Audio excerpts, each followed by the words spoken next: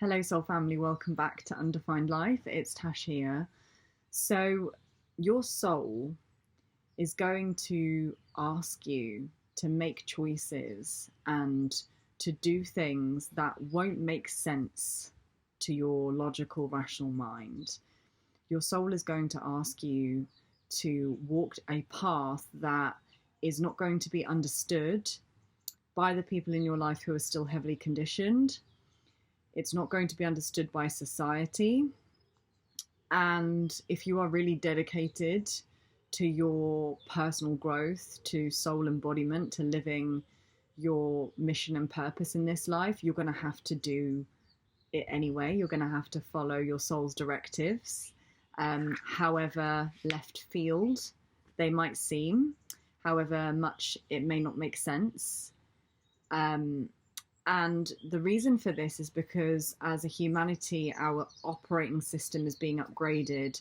In a previous video, I spoke about the ego being outdated software. So if you haven't watched that video, I would recommend go back, have a look at that video. It will give you some context because we're moving into a soul-led operating system after spending thousands of years operating from the mind and ego awareness only, or predominantly. And the reason that we are moving into a different way of being has a lot to do with restoring balance on the planet. So for at least the Piscean age, which is 2,500 years, and even before that, we've been living, breathing, and marching to the beat of the patriarchy, which is predominantly wounded masculine programming. And so we've been living under the kind of masculine rule, which hasn't been tempered by the feminine. And so we've been living overtly in this energy of doing, pushing, grinding, thinking our way through life, being completely absorbed in the mind and its contents, being completely absorbed in the ego and body identification, being completely identified with the 3D world and disconnected from the non-physical aspects of our experience. And what's happening as part of this awakening process is there is a divine balance being restored on the planet where the feminine polarity of our consciousness individually and collectively is beginning to rise. And so as the feminine polarity rises, as the Kundalini awakens, as Shakti begins to rise to meet Shiva in divine union, what's going to happen is our traditional, conventional, programmed and conditioned way of being, which has been logical, rational, very bound by time, very much kind of orderly, structured, routine-based. This is going to become less and less. We're not going to be able to live this way anymore. So for those of you that are already starting to sense that this way of being feels unsettling for you, you're already beginning to integrate this feminine polarity more strongly. And I know that I'm here as part of the feminine collective to begin to anchor in the feminine frequency here on the planet. And many of the people that connect with my work are also here to do that. And so we are, in this regard anyway, a little bit ahead of the masses, ahead of the curve. We're being asked to anchor in a new way of being that is not yet understood or has not yet been experienced or embodied by most of the people on the planet. And so the reason why it's not going to make sense what you're going to be asked to do as part of your soul mission is your soul and your soul development. It's not going to make sense because the way you're being guided to live is going to feel quite foreign and alien if you're coming from the masculine patriarchal programming, right?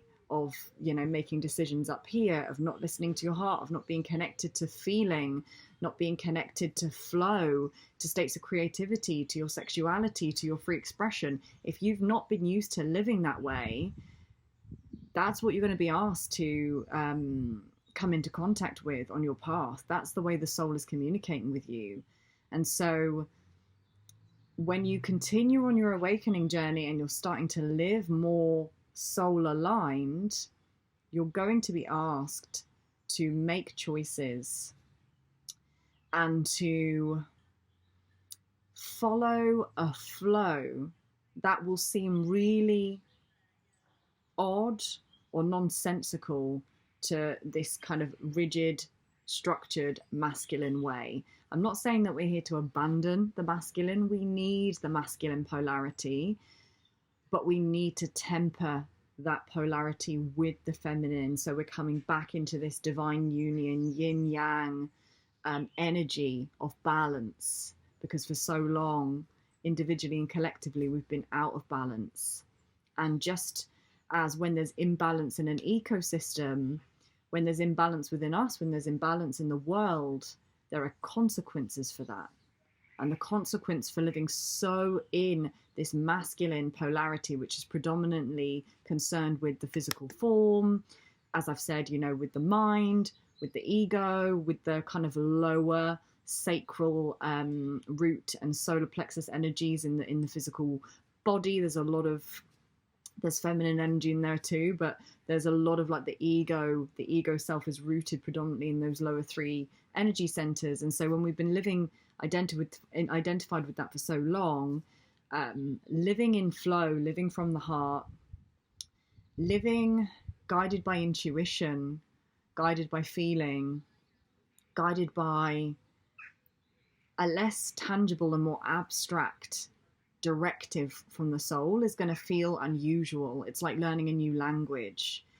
And so if you are trying to live more soul-led, I'm going to invite you to expand the way in which you receive messages, the way in which you receive guidance, the way in which you make decisions, and the way in which you begin to move through your day. Because the feminine is going to ask you to be flexible and adaptable and to move beyond limitations and rigid structures of the mind, of your pre-existing conditioning.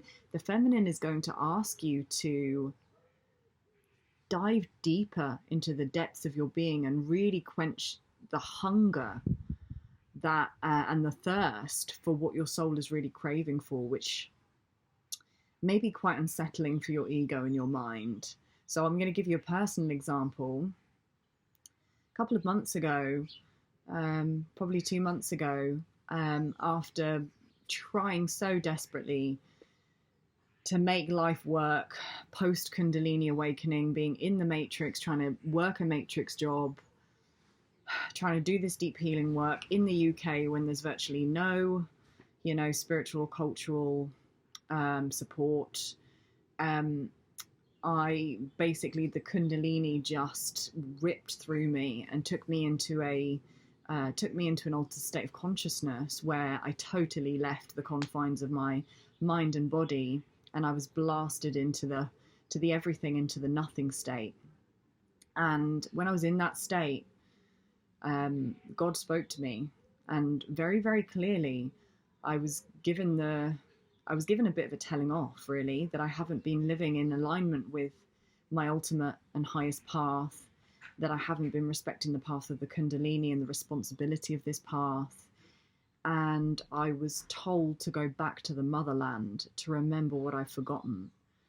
And in that state, there was kind of confusion. I was thinking, the motherland? Where's the motherland? And I kind of had that sense of, you know, I don't know what I'm being asked to do. And I was shown a picture of the Himalayas and the foothills of the Himalayas.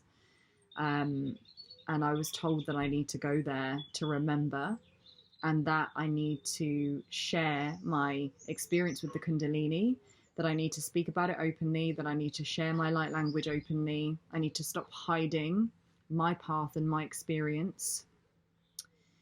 And when that state ended, it was a trance state, probably lasted, I don't know how long it lasted. It was in the early hours of the morning. I was in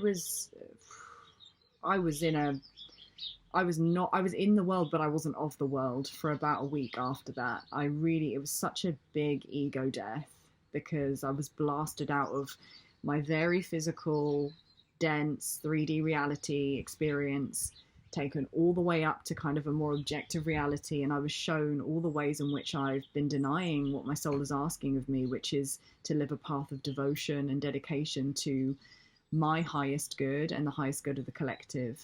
And so at the moment, I'm living in England. You know, I'm living with my parents. I don't have an income. I've been struggling so much with the Kundalini awakening, with the purging, with the healing that happens as a result of that, trying to make money.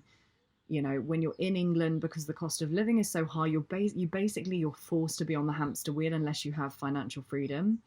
And this message was basically saying, after that, I received that message, I got the guidance to put all of my stuff in storage, sell as much as I can, and go to North India.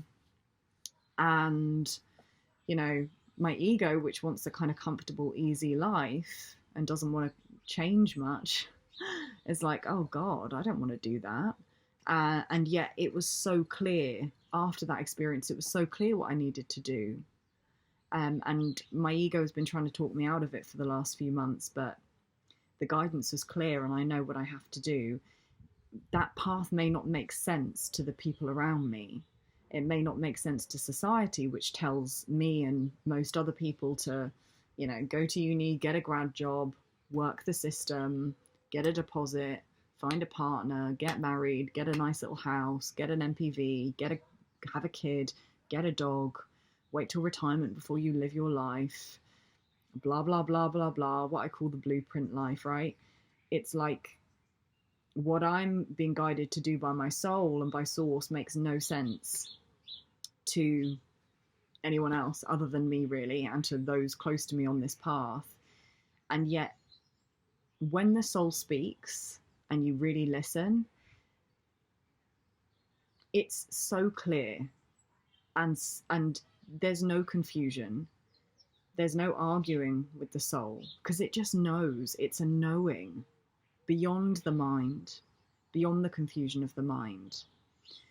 So now that I've actually allowed myself to just sit in that knowing of what I need to do, there's so much peace in my system, knowing that I don't need to struggle in this reality, in this paradigm where people don't understand the path I'm on, where I feel like I'm pushing a boulder up a hill.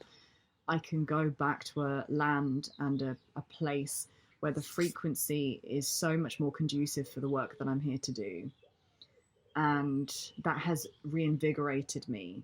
And so I'm going to probably end it here. This is just a short transmission just to remind you that, you know, the path your soul is going to ask you to walk down, especially if you're committed to this awakening journey, it's not going to make sense to really anyone other than you. And you have to have the courage to trust it anyway.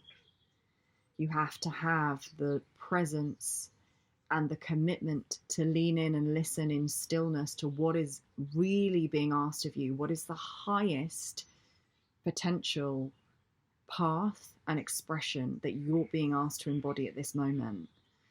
The analogy that came through for me a couple of weeks ago was that there's kind of like levels of alignment, you know. So I'll give you an example based on what I just shared. I experienced 3 possible paths that I could go down. The first is to stay in Milton Keynes, try and find work, try and find a flat, and try and set up my soul business while I'm here in England. When I considered that option, it was flat, it was empty, it felt uninspiring, and it felt really constricting and limiting. The second option I was considering was taking my van and driving to the south of France to explore the Mary Magdalene cave, which is supposedly where she lived after Christ's death, which is a place of pilgrimage. And because I'm being called to learn about and follow the path of the divine feminine and learn about the feminine mystery schools, this has felt really important to me. But that was kind of the middle path. It was like, yeah, I would get something out of that. That's more soul aligned than the other path, but it's still not the highest potential. And then going to the Himalayas or the foothills of the Himalayas, going to North India, going back to this sacred land that my soul remembers and that my soul deeply hungers for. it's just pure clarity. There's no distortion, there's no confusion, there's no mind chatter. It lands in my system in a really clean and clear way. And that's how you know. Because when there's discord, dissonance, and you're kind of battling, you're still in the mind. When you're really touching on soul truth, there won't be any confusion. It will be clear. Whatever you feel will be clear. If you feel love for someone, it will be clear. If you feel an urge to do something or create something, it will be clear. It will be what's the word I'm looking for? It will be unobstructed. It will flow in an effortless way. Whether or not the steps to follow that are effortless is another matter, but the actual flow of the energy towards that person, place, or thing will be effortless. So me going to India and traveling to Delhi and then getting to Dharamsala or Dharamkot or wherever I'm going, it may not be effortless, but just the sense of that overall path feels effortless to me. It feels like the cleanest, highest path. So if you are struggling with a decision, I invite you to just ask your soul, what's the highest path for me at this time? And then get still and listen, because you cannot hear the voice of the soul when you're busy in your mind and in the external. You have to drop in. The voice of the soul is subtle, it's quiet, and it's unwavering. So when you're in those states, you'll know.